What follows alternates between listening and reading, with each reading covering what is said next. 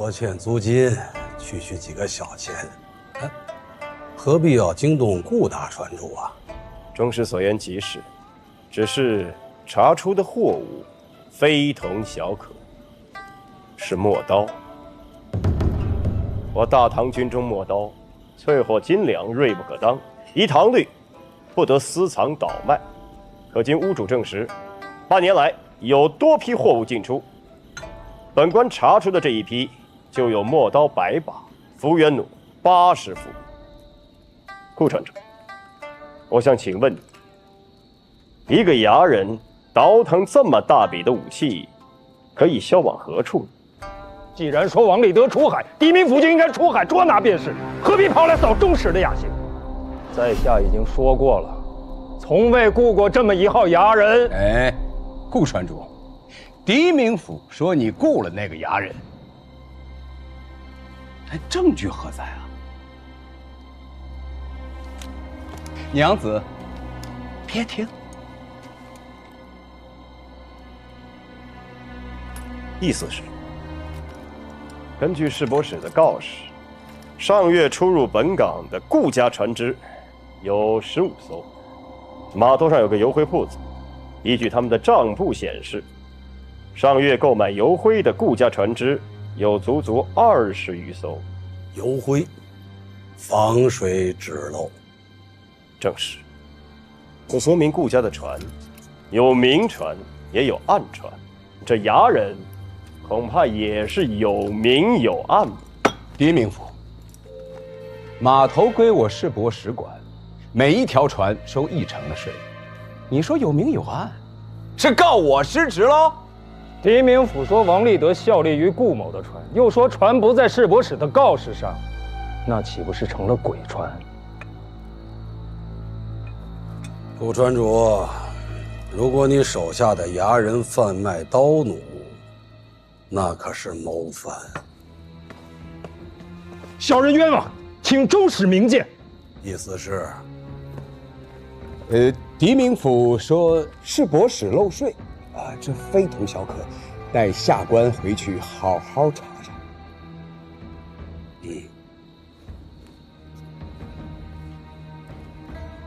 本官初到蓬莱，有些困倦了。我看这件事，不如从长计议吧。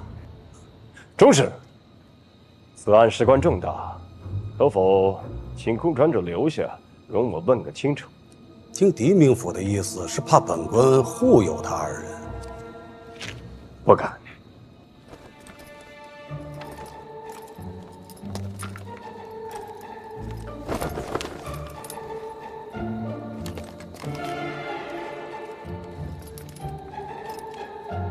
兄，你快看！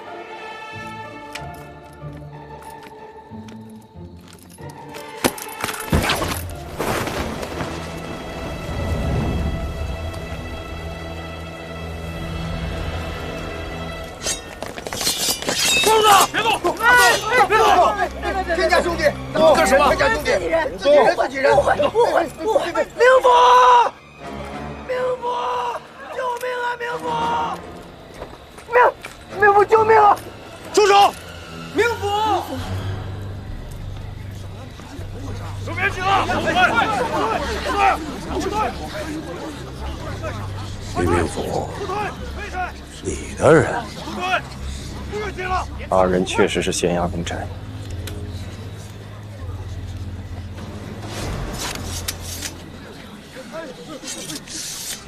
那这些是？这些是顾船主。狄仁杰，你突然前来给我下套，要诬陷本官受贿吗？下官绝无此意。 帮人退下。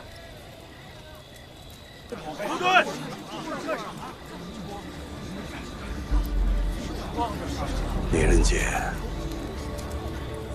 接旨。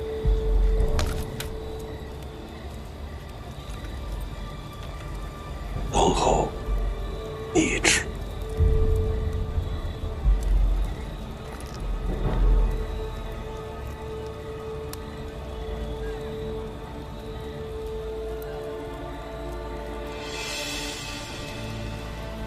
狄仁杰，据查，近日有100骑黄金经蓬莱流入京城，朝中乱臣用其收买人心，扰乱市集，图谋不轨。限你1月查清此案，逾期未破，与私贩黄金者同罪。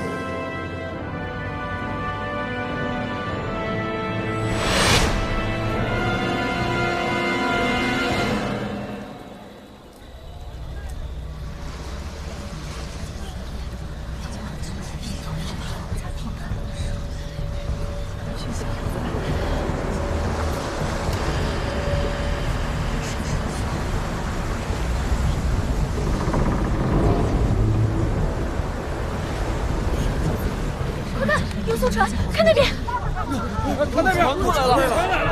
你看那边，船上好像没人，这是鬼船吧？过去看看。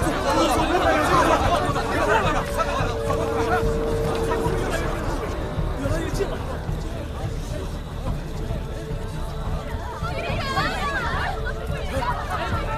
船上好像没有人啊！真的没人？鬼船！这鬼船奇怪呀！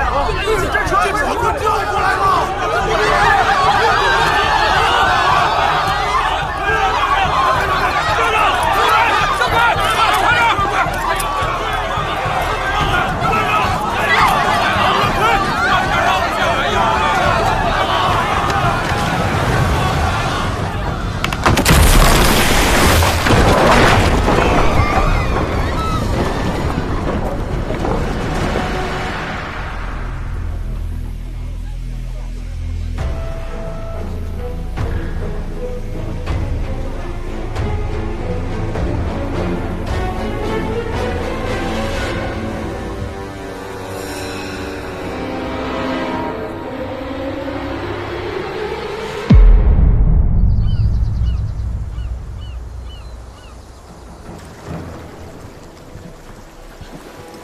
送仔细了，这边没有。这个箱子来了，他给我仔细的找，把那箱子都给我拆开，到底看看里面是什么。别进2个，来了。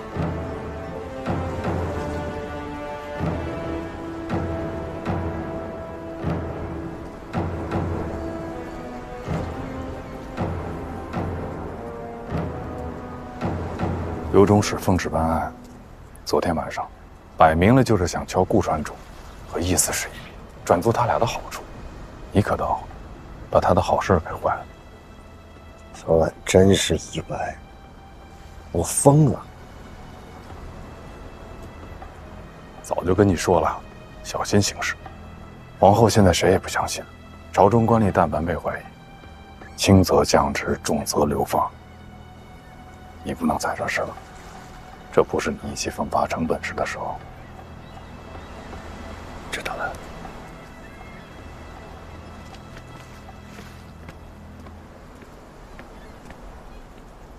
义思使，可查到了什么？刘中使，下官来了，下官来了。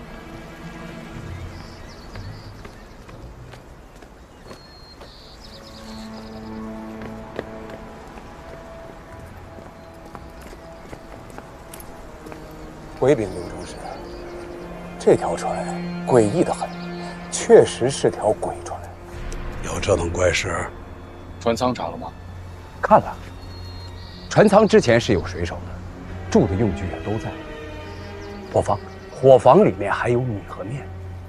如果说是遇到了海盗袭击，杀了船员，那肯定是有打斗的痕迹啊。但是刀痕、剑痕都没有。莫非是他们受了惊吓以后，一起跳海了？那船上的货物呢？就是些毛皮、草药，不值几个钱。可知道那些货物是从哪运来的？那就难说了。讲。漠河国、百济、新罗、丹罗国、倭国都产这些东西。看这船的样式，分明是我大唐海船。我自幼在海边长大，这骗不了我。回中使，顾某的船队里绝没有这条船。怪了，大唐海船居然无人认领，这船上的水手也离奇失踪，难不成还真是条鬼船啊？啊！来来来，给你们看样东西。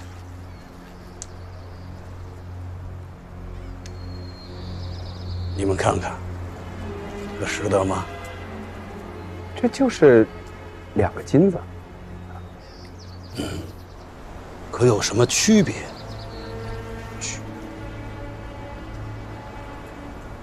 一粒是沙金，一粒是百济金。狄明府好眼力。沙金产自河流，都有杂质，便是这一粒；另一粒色泽细腻，若是未经过提纯，必是产自山脉。据说百济有矿脉，其金子状如蚕豆，便是另一粒。刘中使若是怀疑此船跟走私百济金有关，请让本官上船勘验。这查验进港的船只是我师伯使的事情，何时轮到了县衙的人？侯夫郎，你以为呢？不如让他试一试，要是什么都查不出来，也可以挫一挫我这位同窗的锐气。谢刘中使，侯夫郎。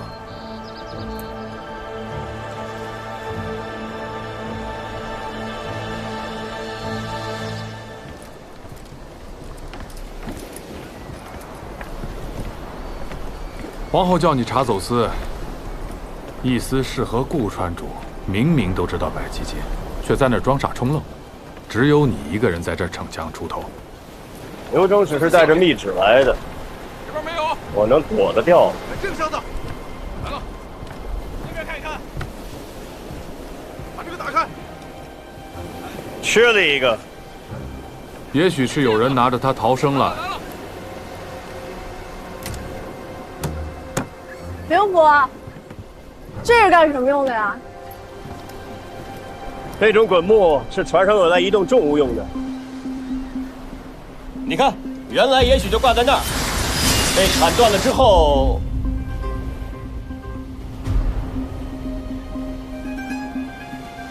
砸下来，滚到了那儿。之前就放在这儿，都记下来。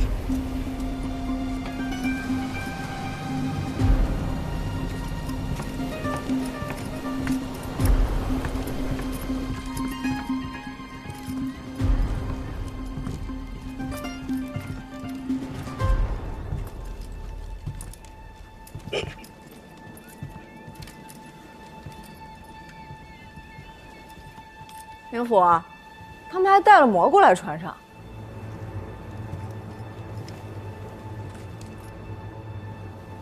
不是带来的，这蘑菇是长出来的，长成这样，至少30天。熬掉出事的时间，这船大概是在20天前驶来的蓬莱。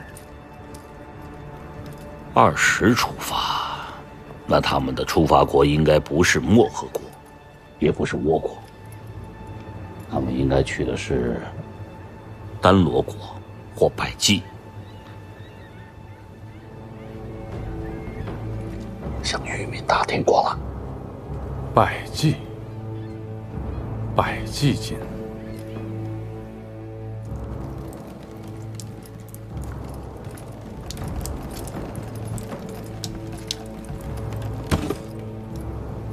米桶怎么会放在这么一个漏水的地方？这都已经发霉了。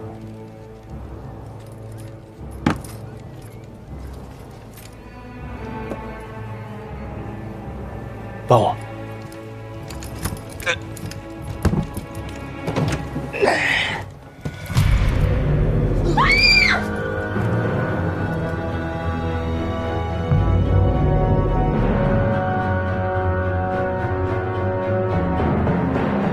传来，救人。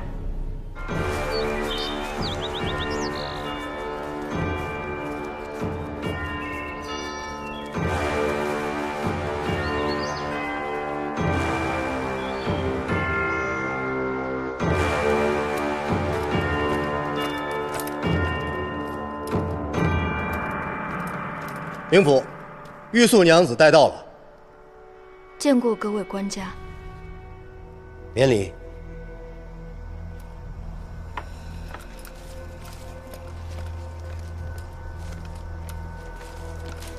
请开始问吧。 성함이 어떻게 되세요? 어디에서 오신 거예요? 저 백제 사람입니다. 백제는 탐락 신화가 해마다 전란이 지수되고 있습니다. 저 쌀떡을 잘 만들어요. 나라에 와서 장사하고 싶어요. 의리사는 제 친척 형이에요. 그냥 형 따라 배 탔는데 지금 모두 다 칼 들고 있어요. 너무 무서웠었어요. 이것만 만들고 가는 도중에 방향을 여러 번 바꿨는데 하얀 작은 섬을 봤어요. 여기서 다 죽을 거라고 형이 너무 두려웠었어요. 그날 무슨 일이 있었는지 모르겠어요. 좀 갇혀 있었어요. 며칠 동안 갇혀 있었는데. 그런데 이튿날까지 기다렸는데 어찌해도 판자가 안 열리는 것이오. 그래서 내 마구 소리를 질렀는데 아무런 회답조차 없었다고. 等到第二天，他怎么推也推不动板子，拼了命的喊也没有人回他。如果不是被你们救了，他早就饿死了。问他可认得此人？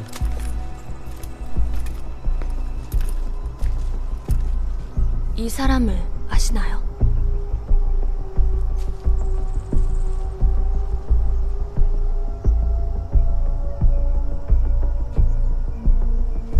狄明府，别受这百济人的诓骗。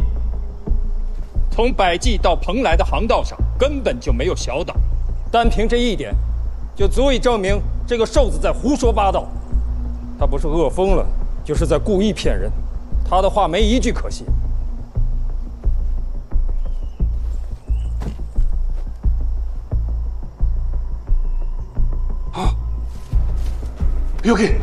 여기 무신. 他在说什么？ 이상한 무신이 있습니다. 저는 모두 다 있어요. 걔한테 들었어요. 他说，在一个船员的身上见过一个怪异的纹身。他哥哥说，那些船员身上都有。画下来。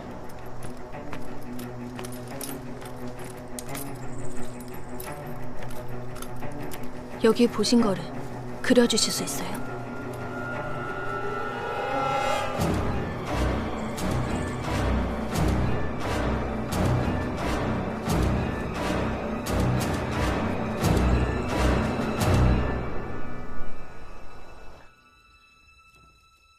黑焰又出现了。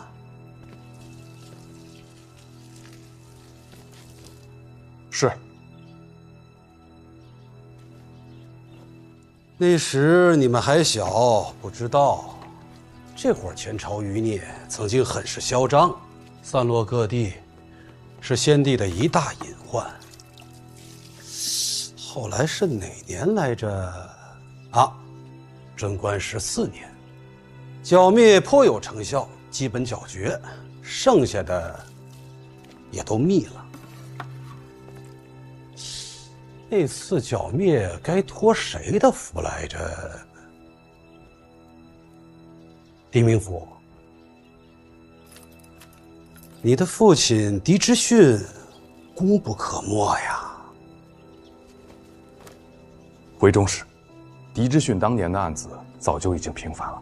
而且也没有直接的证据证明他与黑焰有勾结。狄之训当年是受到威胁，才选择自尽身亡。不过，正如您所言，这销声匿迹多年的黑焰又卷土重来了。狄明府，你觉得这走私百济金的是这伙人吗？以现有证据，尚不足以得此结论。那还不快去查？是。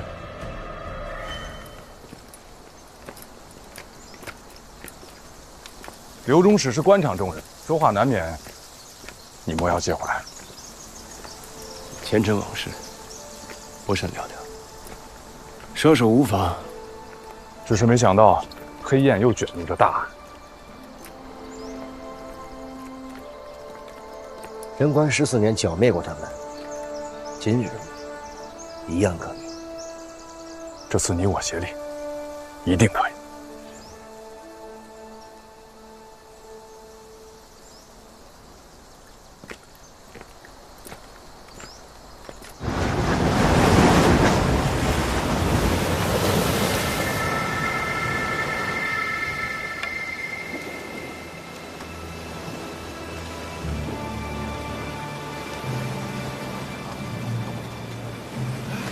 那边好像有个人。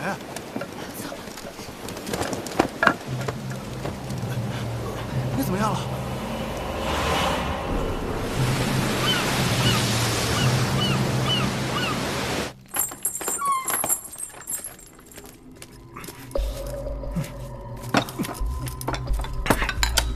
孔总没到。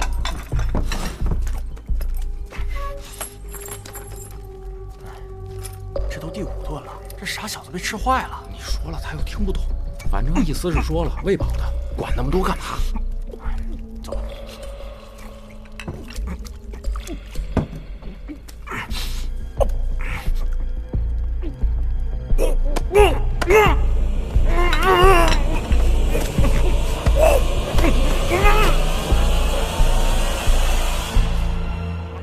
确定他是噎死的。我一早得到消息就去查验了，从他欧洲的食物当中并没有发现什么毒物。饿极了的人是不能这么暴饮暴食的。谁让他这么吃的？李攀，明府，红叔，海滩上飘来一个人，像是那个鬼船上的船工。死的活的？活的。通报刘忠史侯府郎，升堂。禀明府，此人全身腥臭无比，我们给他冲洗过了。下去吧。是。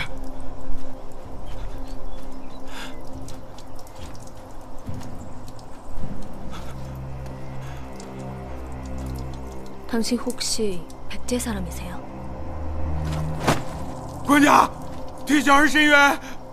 你到底是百济人，还是我大唐的子民？小的是百济人，名叫姬撒，祖上世代和大唐做买卖，所以会说大唐的话。既如此，说说你们的船。是那个姓王的，压船牙人，杀了所有的水手。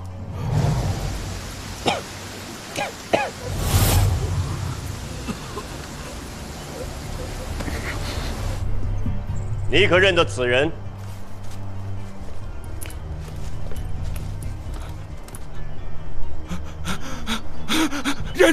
认的就是他，王立德，王立德。我看见他杀人了，我就跑。他追我到甲板上，我万般无奈之下，所以才跳船的。跳海的时候你拿的什么？一块木板。不是葫芦吗？不对，是一块木板。我就这样趴在木板上，幸好随身携带了钓钩，我每天就钓鱼，才活了下来。在海上漂了10日，匪夷所思啊！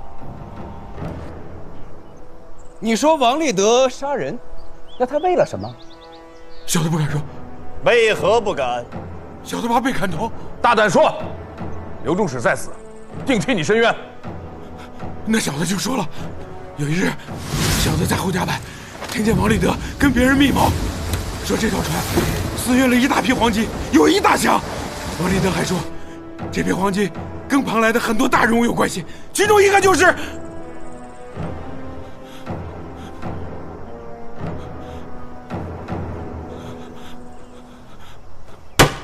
说，其中一个就是先雇的船主，船就是他的。胡扯！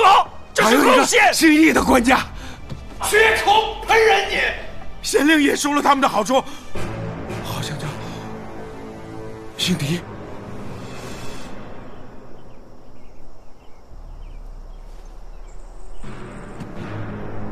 我就是那个姓狄的县令。我问你，船员可是黑燕的人？什么黑燕啊？我们就是普通的水手，为了养家糊口被王立德招募来的。那不对呀，有人说在你们身上看见了黑燕。哪儿呢？官家要是不信，扒了我的衣服看。来，我给你们脱了看。成何体统？雷堂，这个案子由本官接管。官家，官家，官家！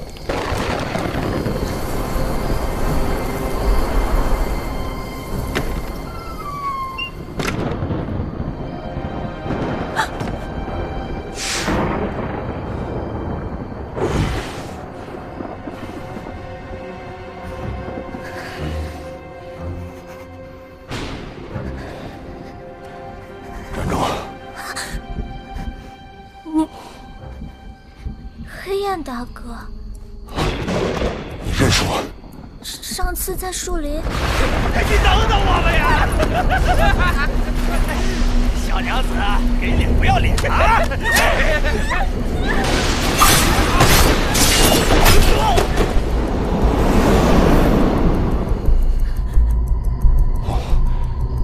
是你。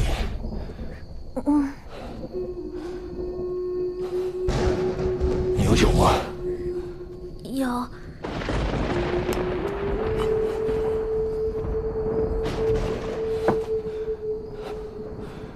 你会弹滨州小调吗？未曾学过。那随便弹个什么。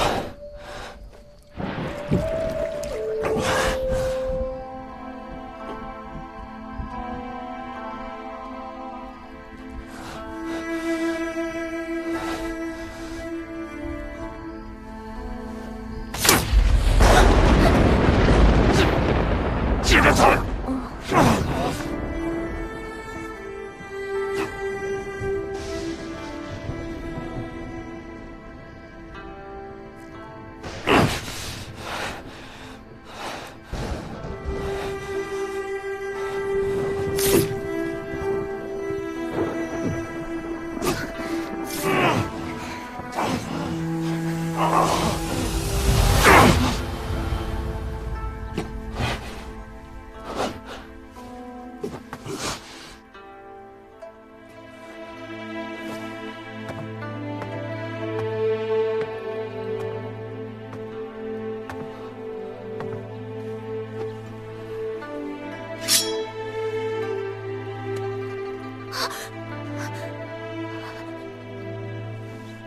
我是不是也不应该说那2个字？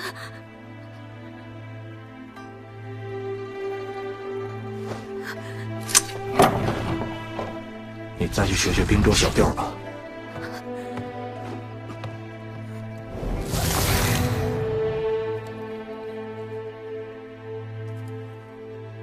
不要跟我说这种话！你给我出去！以后不要再让我看到你！滚！我还会再回来的。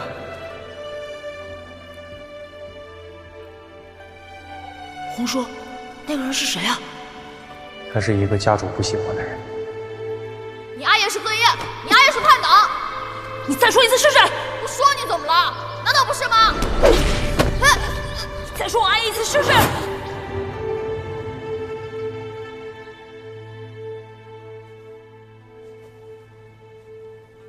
我睡着了。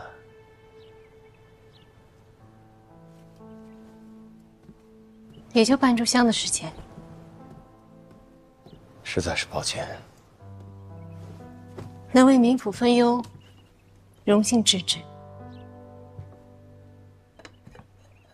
你的曲子总是能让我心绪沉静，思路也为之而清晰了。如此甚好。这次的案子不好破。最近朝廷命官聚于此，总能听到集市上快马传令而过，就算足不出户，也能感受到暗流汹涌。想必冥府是为了此事而心烦吧？好喝。市井传闻说，此事是由一个叫黑燕的团伙。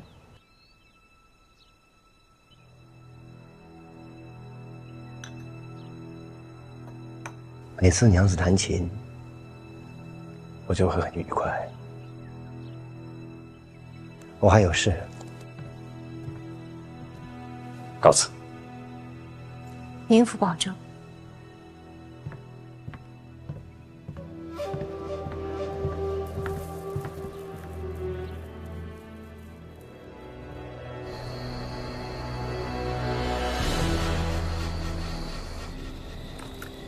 带我来这里干什么？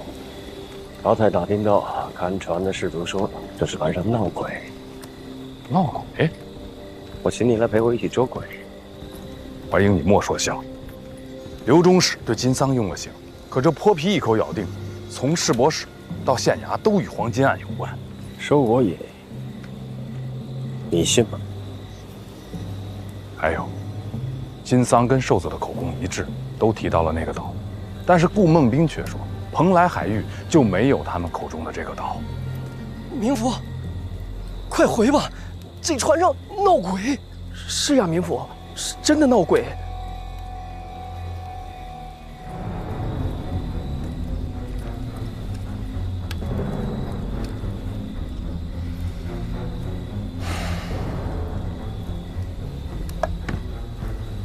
请。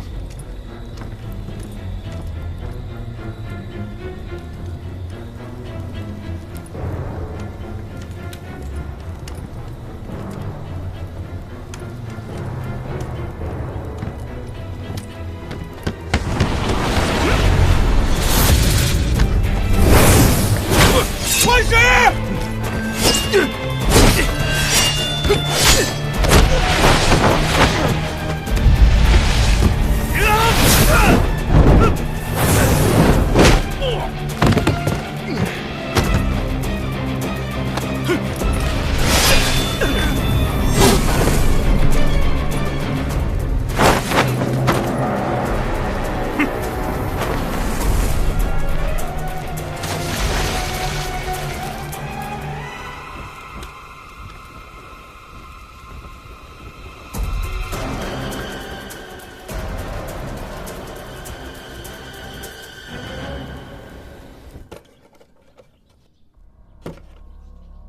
这是千金本，远航时测量星辰用的。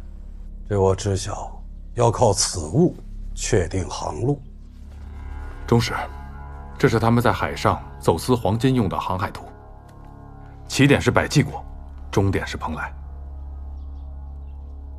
你们来看，此处有一小岛。瘦子和金桑口供一致，这处小岛或许便是关键。你是说，黄金藏在这岛上？当务之急，便是尽快过去查看。事不宜迟，金桑虽然满嘴污秽，污蔑了狄明府，但蓬莱一定有人牵扯在黄金案当中。如果风声走漏了，恐怕别人会先行一步。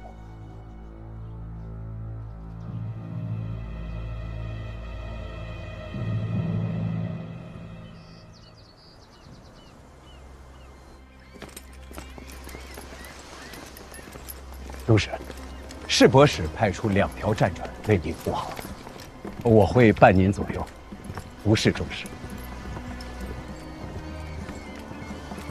押上船。是。走。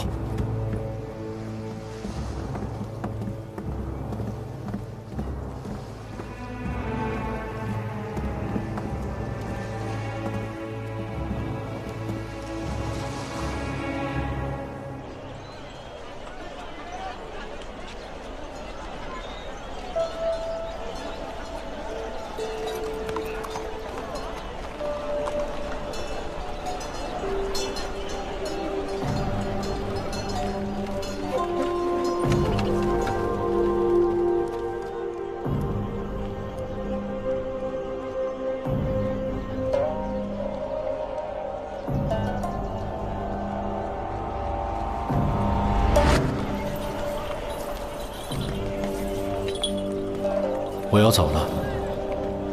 小云却想要飞得更高，就要去更远的地方。出去走走吧。困在这个笼中，终究是只能供人玩耍。早安，小娘子。咱们有缘再见。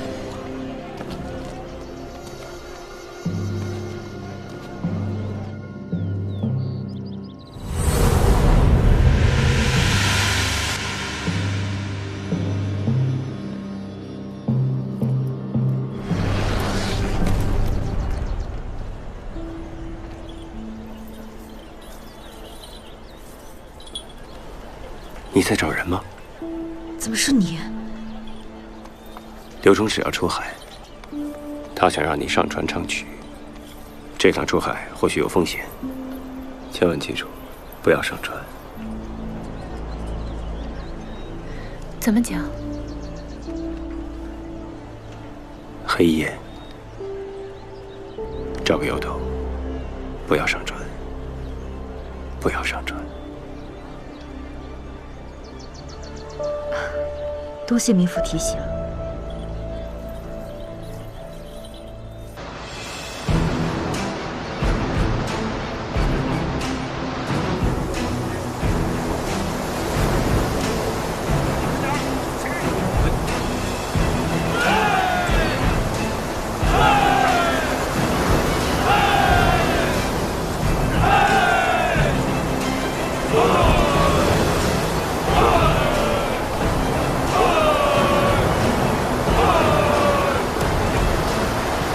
怎么样？红的。这就对了。还记得海图上说的吗？离蓬莱50里，下沉10丈，便得海泥发红。这么看来，我们驶在王立德的航道上。再过1日，便是海岛。马上！来。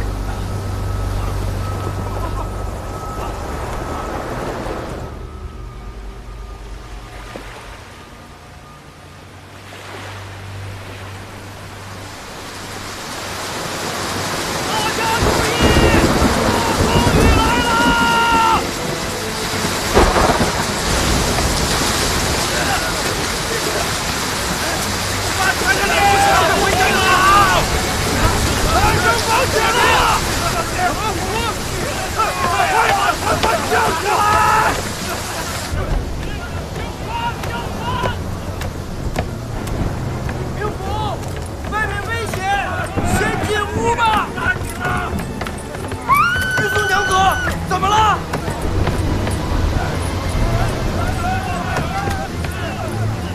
娘子，你没事吧？玉素娘子，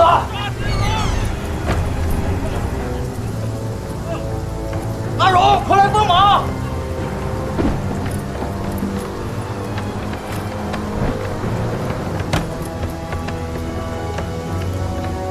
刘中使，有请2位娘子上楼献曲儿一首。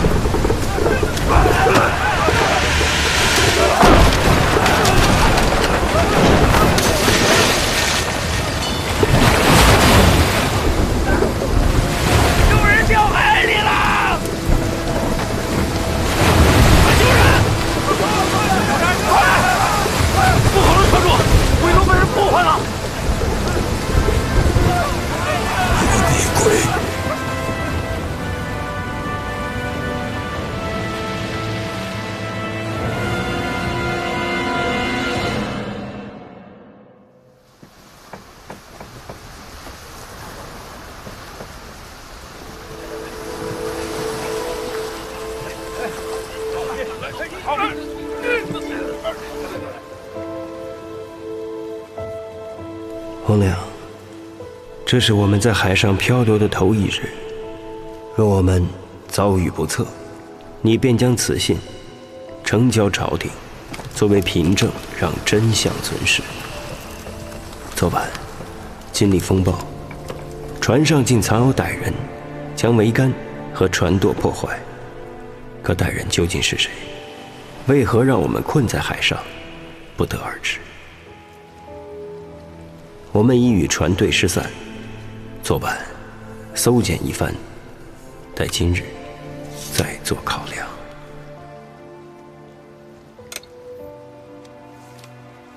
你倒是沉得住气。我这是在帮你稳定人心，船上的水跟食物都很充足，待几日救援总是会到的。只要不乱了方寸，这船上的歹人一定会被揪出来的。也对，刚才那曲子没听你弹过。这是京城扈二娘的新作，只是多了一种记谱法，便于抄诵。哦，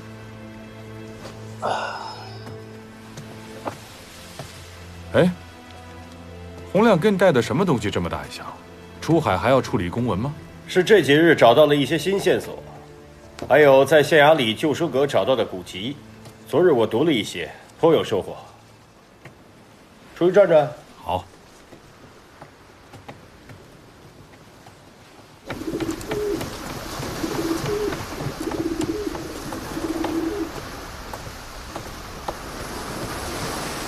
本来是以备万一，没想到真用上了。这鸽子真能松仙。2位官家，等天黑了，我们便可测出船的方位。狄明府，请用信鸽告知岸上，让他们火速来救援。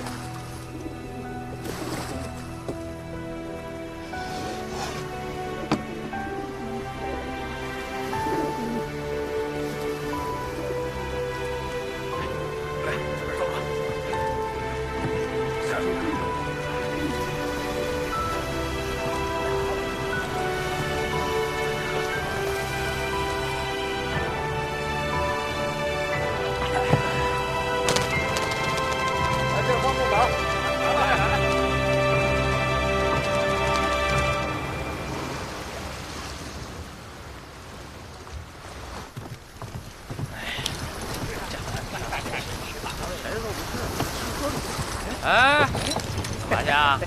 蔡姑娘晕船，我去前舱取点水。哎，取水啊！好说。给我们唱个曲儿啊！是啊，唱一个啊！你就这样当羽林军的？你少多管闲事！你小兔子收死你！我洪父老来了！走，啊，走。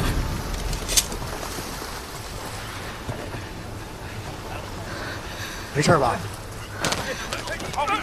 没事，谢谢你。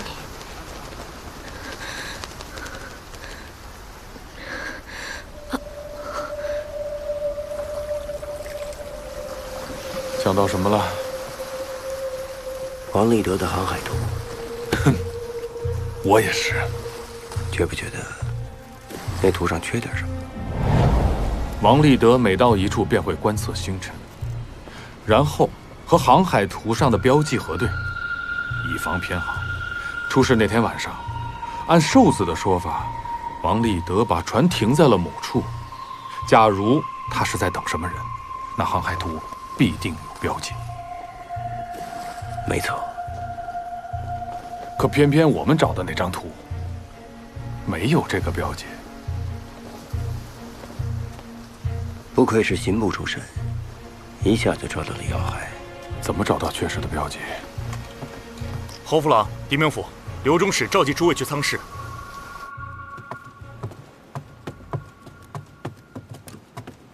刘中使，刘中使，坐吧。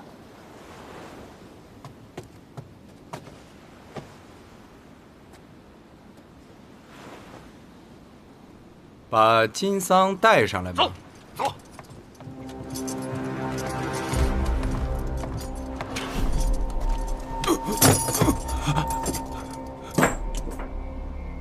本官虽说一直待在宫里，可脑子并不糊涂。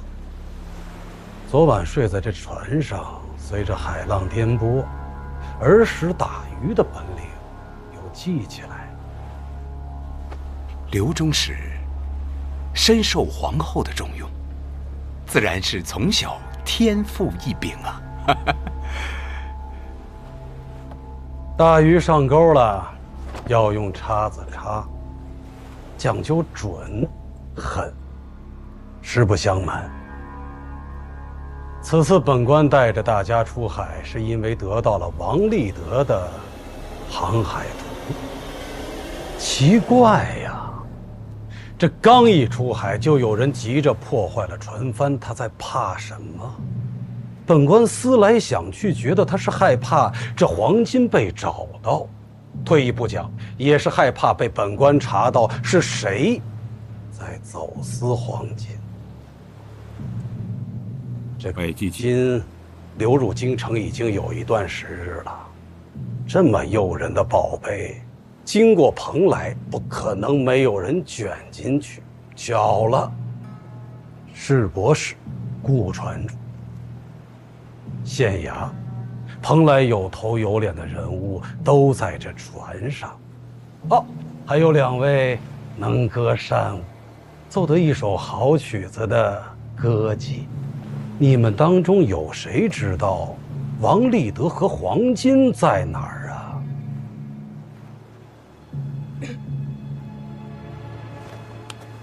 中使不辞劳苦出航，小民自当拼死效力。可说到王立德和黄金，小民真的不知道。那你手下也不知道吗？回刘中使，小的只是顾船主手下的一名衙人，一向奉公守法，也没有见过王立德和黄金。可据我所知，这百济国歌妓是你举荐的。那时狄明府在船上找到一名百济人，小的让玉素姑娘去翻译。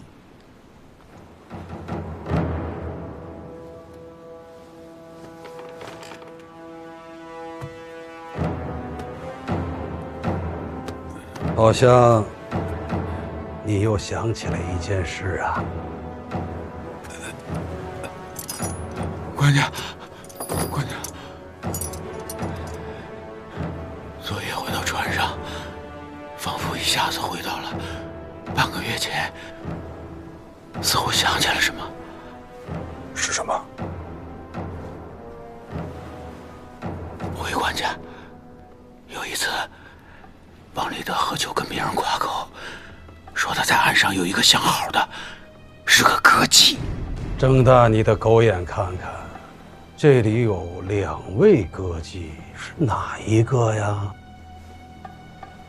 哎，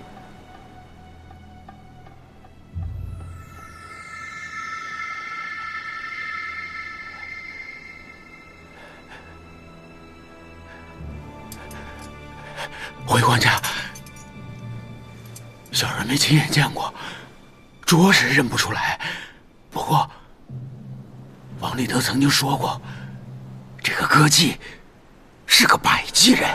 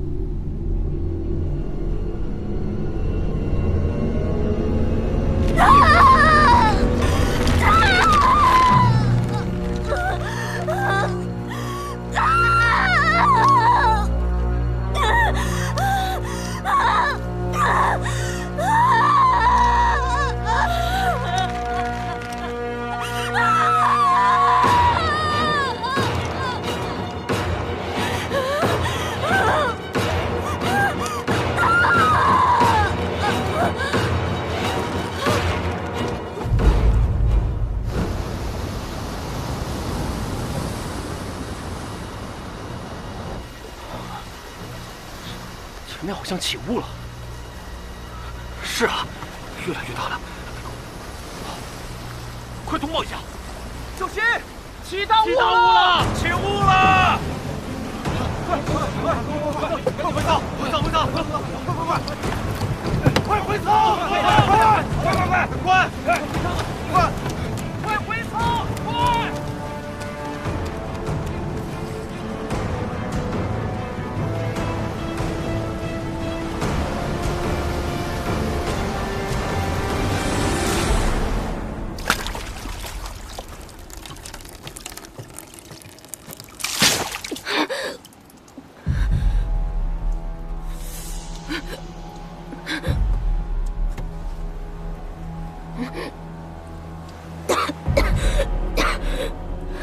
好大的胆子！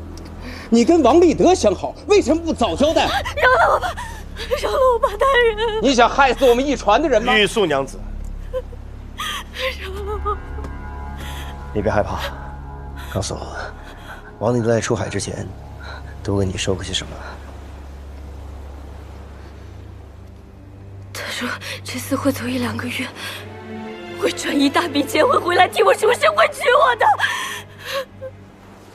男人的这种话他也信？他平时都跟什么人来往？不知道，不知道，不知道，不知道，真的不知道。黄金在哪？我真的不知道，不知道，不知道。不知道，那就慢慢想。反正这在船上闲着也是闲着。来人，在。我真的不知道，我不知道，不要，不要，铁面夫，阿姐，救我，阿姐。黎明府，周使，听侯副郎说，你昨晚批阅公文到深夜。可查出了什么？既然说到这里，正好，下官有一事要请教。意思是，我市舶使有小船4只，大船1只，用作港口巡逻之用，对吗？守护码头、稽查税金，这是我们市舶使能够出航远海的只有大船，对吗？那又怎么样？10几天前，也就是7月初6。意思是，亲率大船摸黑出海，至天明才返，对吗？跟王立德出事是同一天。是。黎明，这一个金桑还不够，你也诬陷我。出海巡航怎么了？那些贩私货的经常划小船在半夜靠岸，我是收到了线报的。我为朝廷卖命，到你这儿还成了罪状。下官只是想请教一下。请教？你是请教吗？你不如直截了当的问，你就问我，为什么会这么巧？为什么在王立德出事的那一晚我也出海，对不对？是啊，为何这么巧啊？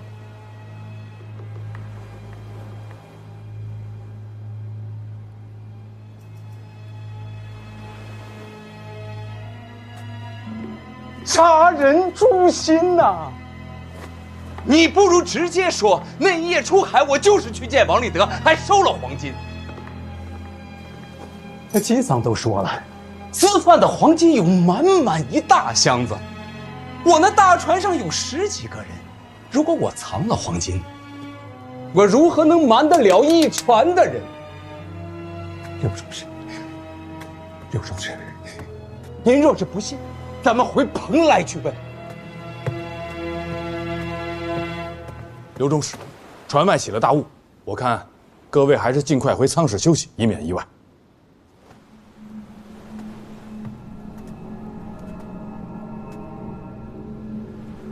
回头再查。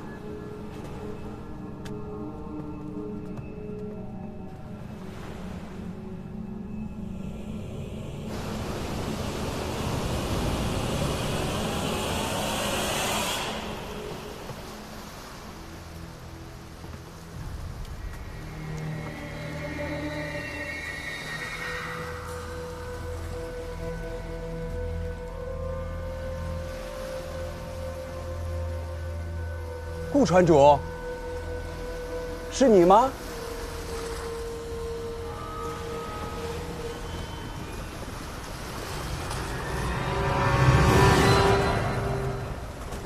黎明府，顾船主，大雾天我四处查看一下。顾船主，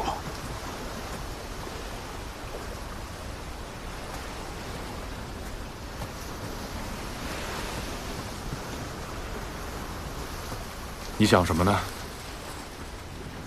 实在是疑点重重啊。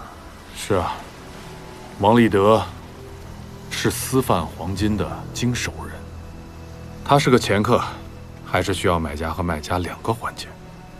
买家必然是百济人，可那些陌刀作何解释？丹罗和新罗与百济连年征战，都已经快亡国了吧？你的意思是，百济人用黄金走私大唐的军械？为何不可呢？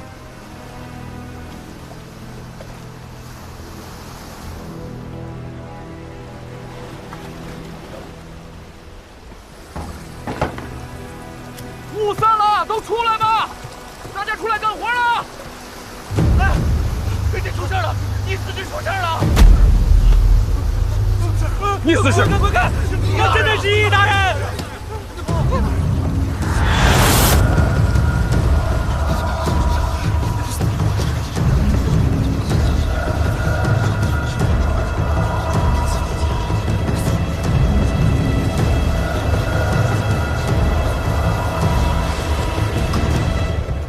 家主，家主，开门！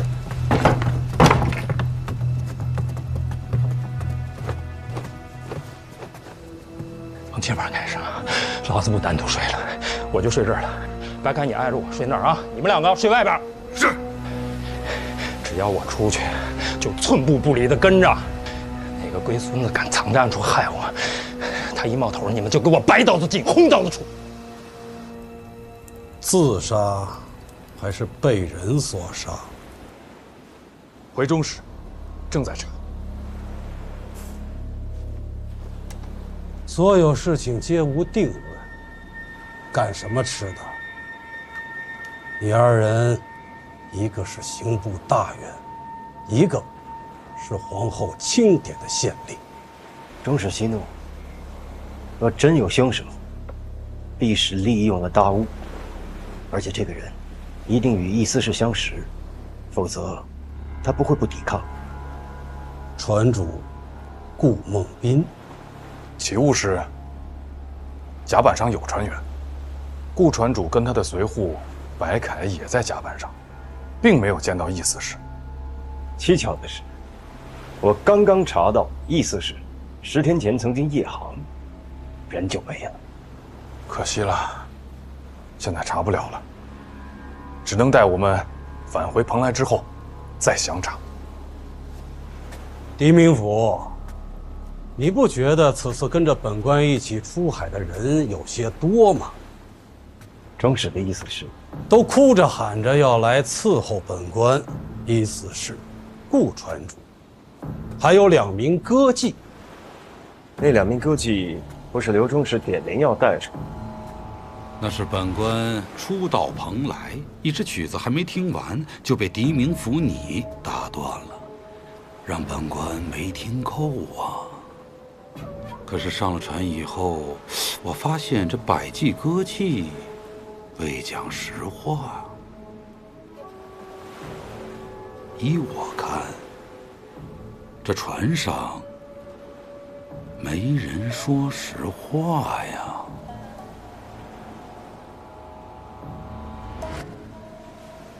本官再说一遍，是你狄明府拿到的第1条线索，才把大伙引上船。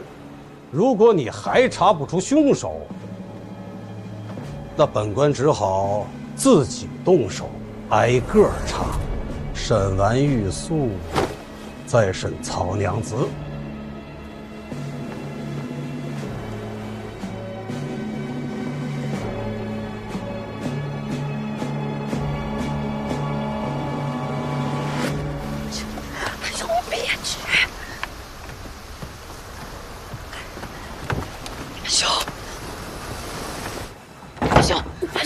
玉素，玉素，玉素，好渴呀，我想喝水。啊，水，他喝水，喝水，水，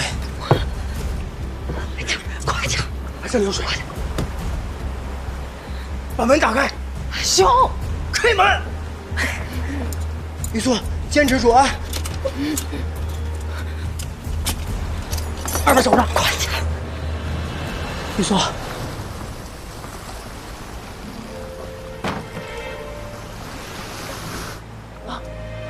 慢点！怎么了？好疼！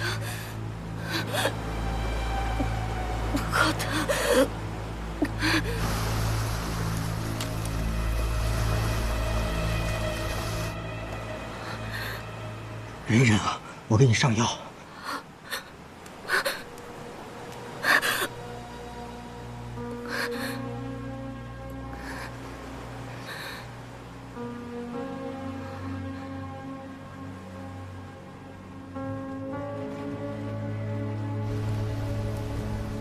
再来2个人，来了，都打不住了。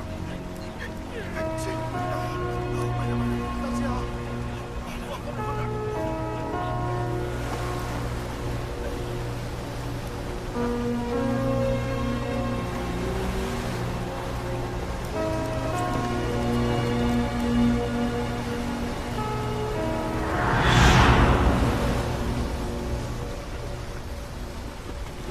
狄明府，顾船主，王立德的签行版给你拿来了。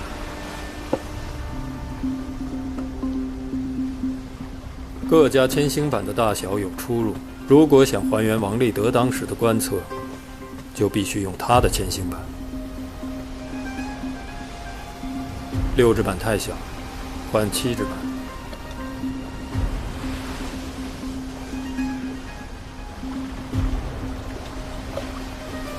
这回对了，北辰星7纸版。顺着顾船主这里望过去，织女星恰好与3纸版的上沿齐平，从1纸到12纸，总有一块板能对得上。不辞星2纸。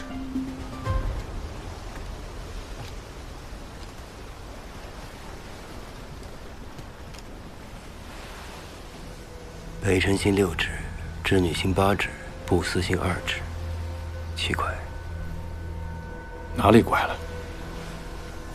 之前在刘中使那儿，我看过一眼王立德的航路图，那上面标记的北辰星、织女星和不死星，也是6只、8只和2只。桅杆坏了，船舵也坏了，可我们还航行在王立德的航道上。我们被洋流推着走，看来他的航路正好也顺着洋流。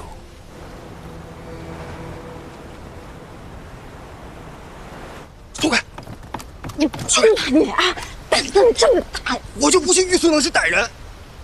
多好的姑娘，那么善良，你见过那么善良的歹人？你傻呀啊！那歹人能把歹人2个写在脸上吗？知人知面不知心，你懂不懂？呀，你们这伙咋都这么狠心呢？你看给人的手架成啥了都，你就不觉得可怜啊？阿雪，我拦着你，我是不想让你闯祸了。这要是被那帮羽林军发现，你不又给冥府惹麻烦了吗？我就不信冥府他能见死不救。干嘛？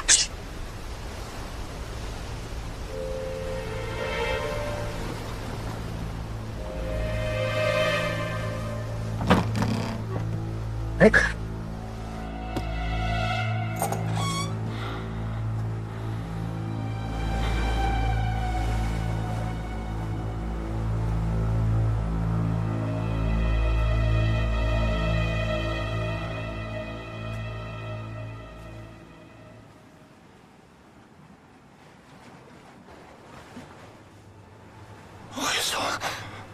白开，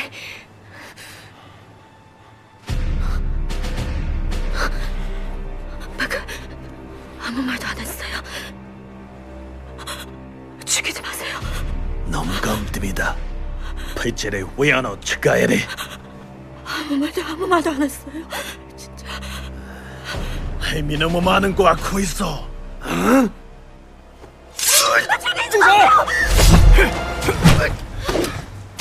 东阳，原来你也是百济人。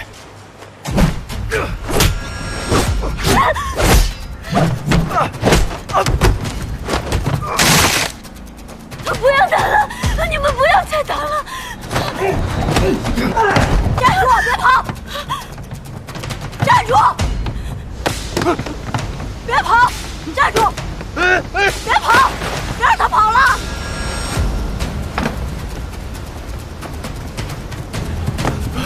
站住！他是百济人，是又怎样？你为什么抓我们唐人？看来你们百济国是真有亡国了！胡说！小在敌后我们百济人，我跟他们拼了！你到底是什么人？百济国虎贲军长期校尉。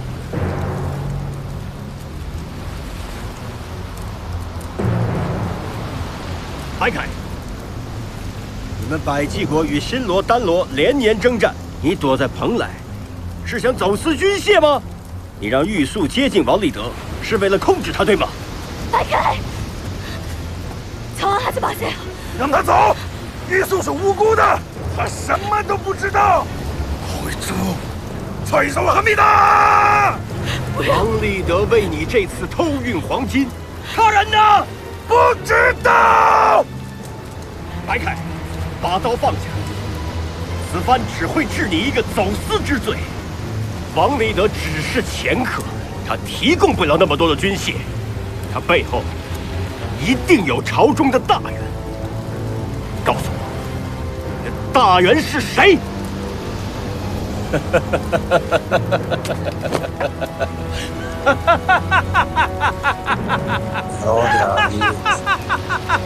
대팔제국의 방간제한이다. 팔제여 만세! 박칼!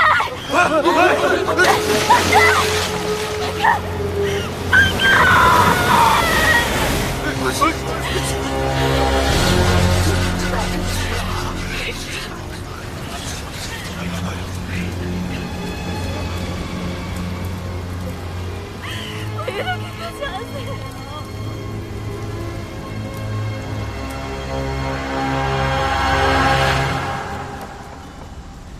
一昼夜之间，船上变故极大。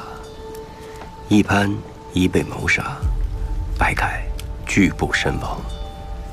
根据千星版的测量，我们一直顺着王立德的航道漂流，黄金案的线索已经逐渐清晰了。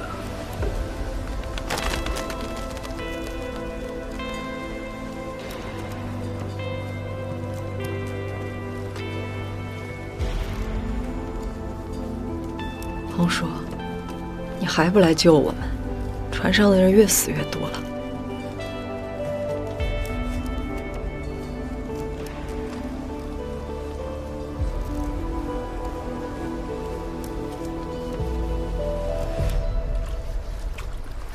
不要杀我！不要杀我！不要杀我！玉素，玉素，乔太，儿子，别怕别怕，乔太和鼎明府替你求了情，让你回船舱先休息。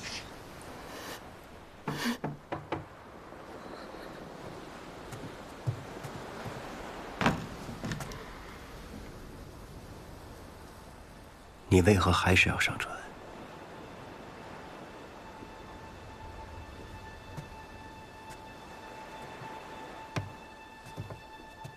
秦明府，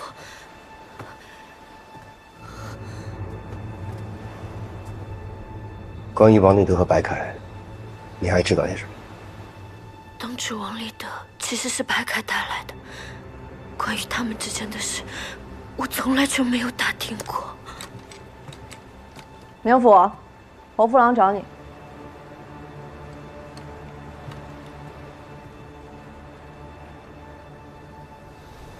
如果你想起了什么，告诉你阿紫，让他来找我。是。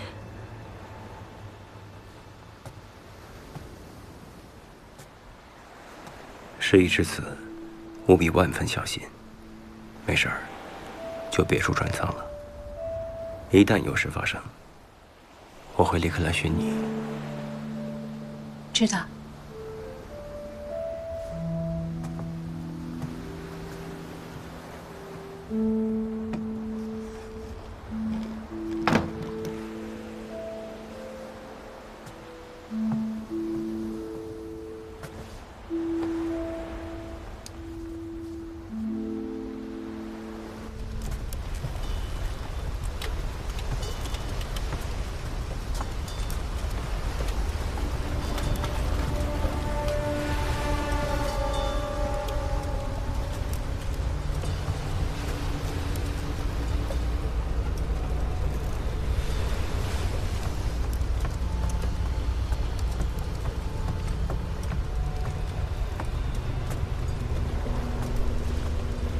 你找我？我劝你，还是不要太放纵乔太。羽林君跟我告状说，玉素被关押的时候，他去了很多次。我是担心这件事情传到刘中士那里去。我知道了。我总觉得玉素身上还有秘密。阿紫，我现在觉得谁都不可信。狄明府是个君子，你可以相信他。你说王立德还活着吗？你还惦记那个男人？也不清楚他在哪里。是不是跟我一样在受苦？他是个什么样的人？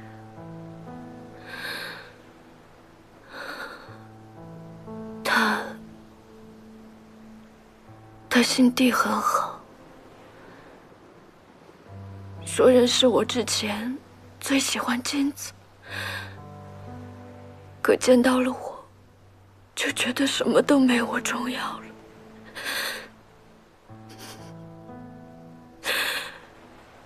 他虽然相貌长得丑，可初中游戏，他居然还会弹琴，弹得很好呢。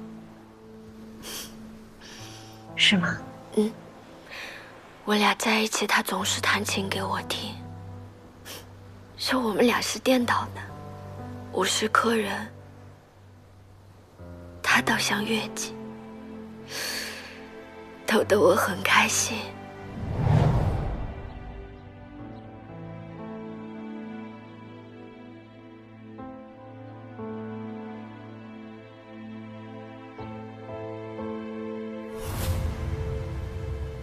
他出海前那一次，还专门弄来了一份进城的曲谱，给我奏了一支新曲。阿芷，你身上可有什么人吗？我看狄明府甚是关心你。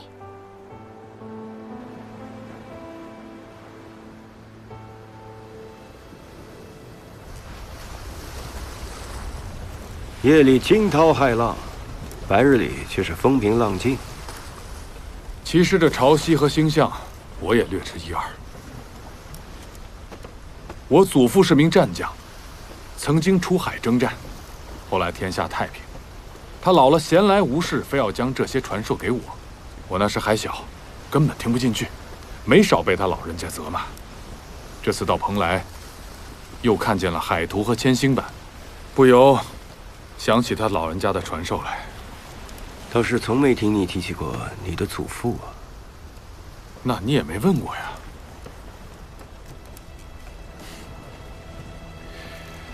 他老人家早就已经仙逝了。止步！小人求见刘中士。必须有侯夫郎许可。外面何人啊？是在下，有要紧的事儿。进。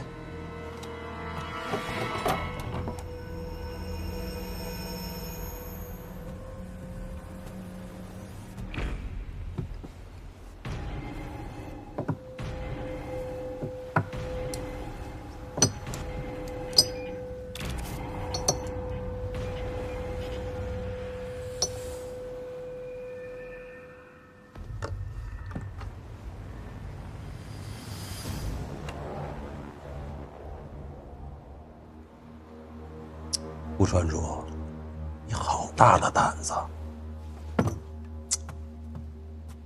这种时候了，还敢拿金子出来？这不是百济金，这是大唐的金子。大人请看，上面有铭文“河北道”。咱们大唐也产金子，区区薄礼，怕刘中士瞧不上。等回到了岸上，再好好孝敬。你让本官受你的礼。来求何事啊？小人明白，中士为查百济金而来。这百济金从蓬莱流入京城，顾某身为蓬莱的船主，难免会遭人污蔑。就算我说与此事无关，旁人也一定说有。这到底是有还是没有啊？小人是来向中士举报的。你来举报何人呀？狄明府。狄仁杰，正是。你没瞧见他手下的乔太凶神恶煞？昨天晚上他们不就逼白凯跳了海，宁可灭口也不让中士捉到活的吗？是吗？这几天船上连续出人命，可见凶手有恃无恐，先把大家骗上船，然后再把所有人暗算到这里，造出一起无头案。可案件总要结，总要有一个疑犯报给朝廷。意思是已经死了，在下思来想去，觉得狄仁杰嫌疑最大。狄仁杰一向与蓬莱的歌妓过往甚密，中士不知道吗？你是说弹琵琶的曹娘子？船上一共就2个歌妓，曹娘子是他的红颜知己，玉素是王立德的相好。假如狄仁杰跟王立德是一伙，秘密控制着走私黄金呢？当时船上的百济瘦子一被找到，狄仁杰为什么急着让玉素来做翻译？还不是怕瘦子说漏嘴吗？说漏什么？也许瘦子已经说了，只有玉素听得懂。秘密就在玉素那里，所以到了船上，玉素一被收押，狄仁杰一伙就急了，派乔太去探望，羽林军士兵都可以作证。有这回事？眼下，他又把玉素安置到曹娘子舱里。终使不信，可去查看。如果情势危急，狄仁杰一定会露出马脚，再去包庇玉素。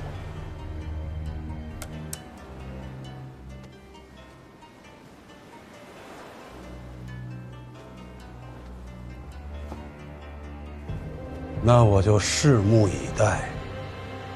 如果他真敢如此，那他就和这黄金大案脱不开关系。